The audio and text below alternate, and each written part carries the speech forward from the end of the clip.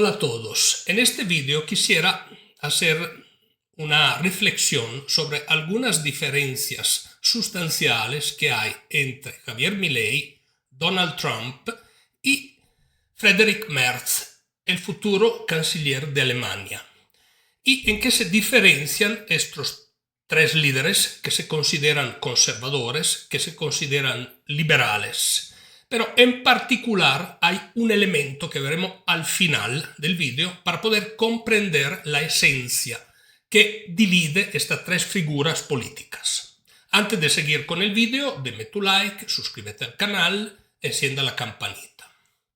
Javier Milei fue el primero que llegó al poder, tiene más de un año, y ha sido muy contundente con las promesas electorales, en particular la principal, que fue la de reducir la inflación. Logró algo que en Argentina parecía imposible.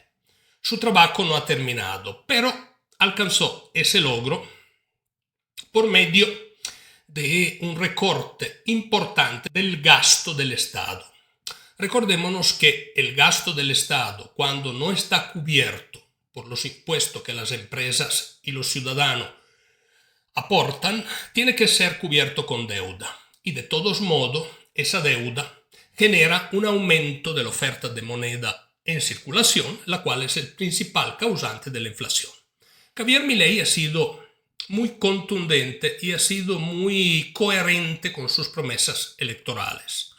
Veremos si sigue en ese camino y si logra volver a Argentina de un país, o transformar, mejor dicho, Argentina de un país pobre al potencial que tiene, que sería uno de los países, si no el país más rico de la Tierra.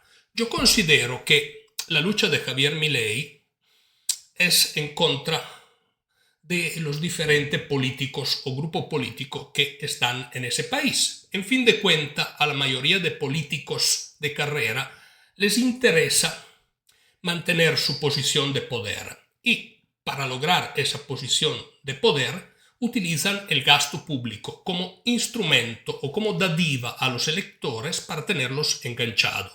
Javier Milei rompe los esquemas porque él dice: yo quiero ser presidente máximo 2 mandatos, después me voy a la casa, pero quiero sanar a Argentina. Sin embargo, adentro de la misma coalición que apoyó a Javier Milei hay muchísimas divisiones y hay choques con los diferentes o con las diferentes áreas políticas que lo han venido apoyando.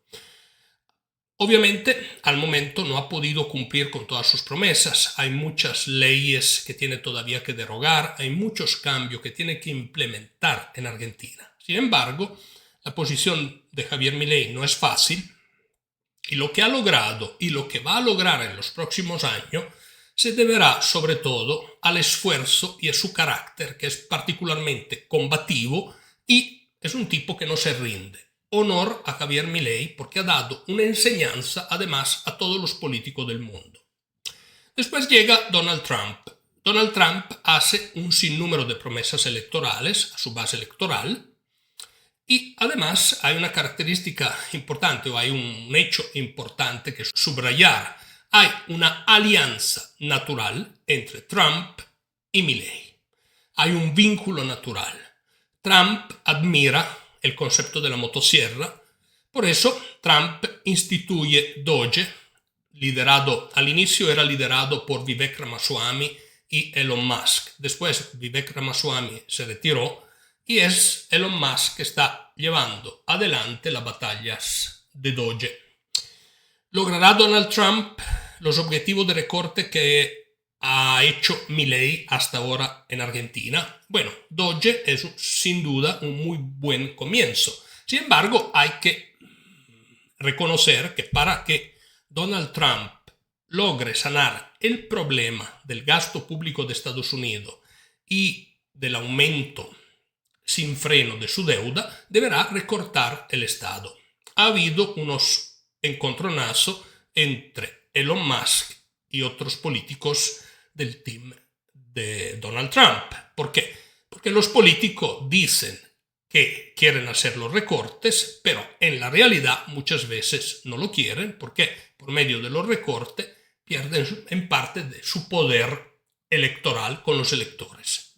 A los electores les gusta recibir migajas de cualquier área política que estos electores sean. Las migajas encantan en lugar de ver el problema grande que es el empobrecimiento de la clase media a lo largo de todos los países del planeta.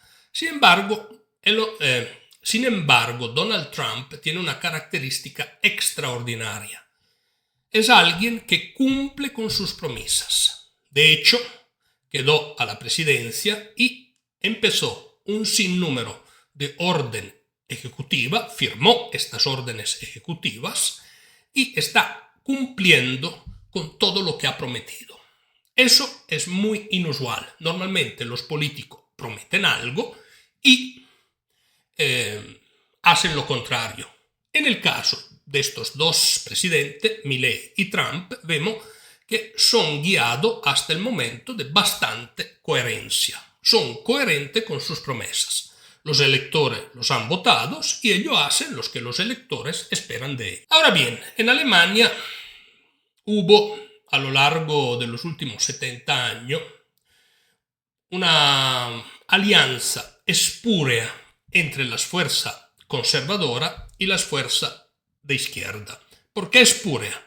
Porque ¿qué pueden tener en común unos liberales conservadores con unos excomunistas? Muy poco. Sin embargo, en Alemania han estado gobernando juntos desde siempre. Ahora, Alemania, como el resto de Europa, es afectada por una invasión de migrantes, invasión que es favorecida por las reglas europeas, por los tribunales europeos, que hacen sumamente difícil regresar, repatriar estos migrantes.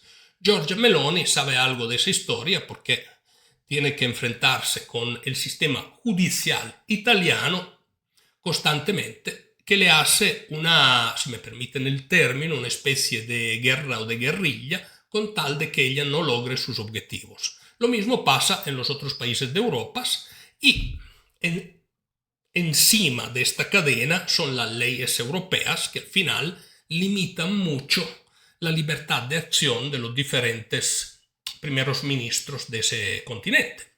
Ahora bien, o presidentes, disculpen, se me olvidaba de Macron, pues, no es muy popular en Francia, en fin de cuentas. Dicho esto, ¿qué tiene que hacer Europa? Bueno, tiene que hacer algo que lo que está haciendo Estados Unidos. Los migrantes que no tienen por qué estar allí deberían ser repatriados, o los migrantes que tienen algún indicio de ser fundamentalista o que tengan algún interés en lo que se define como terrorismo deberían ser inmediatamente repatriados. ¿Por qué? En Europa no pasa día que no hay ataques de tipo fundamentalistas. Son bien definidos y parece que los europeos no son capaces de enfrentar ese problema. Entonces, en Alemania había una situación muy interesante porque había un partido que por parte del mainstream de los medios europeos y por parte de las élites políticas europeas era definido extrema derecha.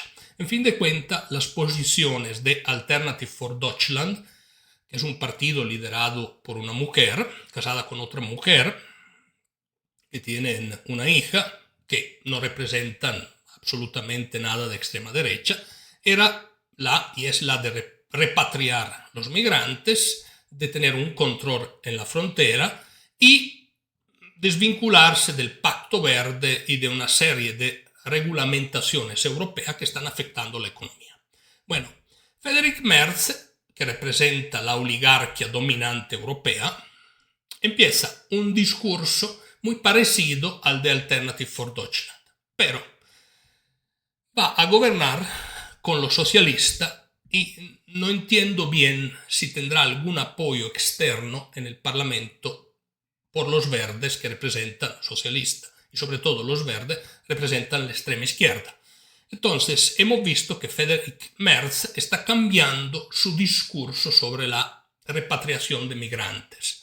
Pero el hecho más preocupante de un punto de vista económico es que un liberal como Merz debería tomar de ejemplo a Javier Milei en el recorte del gasto público. Y las ideas que está llevando adelante es de aumentar en forma exponencial el gasto público de Alemania. Para lograrlo, está causando a nivel de bonos europeo una pequeña turbulencia, porque para convencer a los inversionistas en prestar más dinero al Estado, tiene que aumentar la tasa de interés. Entonces se está registrando a nivel europeo una pequeña turbulencia al respecto. Veremos hasta dónde evoluciona. Sin embargo, vemos que ha implícitamente ya traicionado este político alemán, Merz, dos de sus promesas electorales básicas, que son el recorte de gasto, el hacer el Estado más efectivo y la repatriación de migrantes. ¿Por qué? Porque para poder lograr estos dos objetivos se debería enfrentar a la Unión Europea y por otras razones también, en particular por una razón, porque finalmente es un político de carrera y lo que le interesa a los políticos de carrera es mantener su poder. El poder lo mantienen por medio del gasto público. Entonces, Friedrich Merz es algo parecido a lo que eran o lo que son los peronistas en Argentina, aunque él se declare conservador y liberal, las acciones que va a tomar son las de alguien que se cree más inteligente del mercado.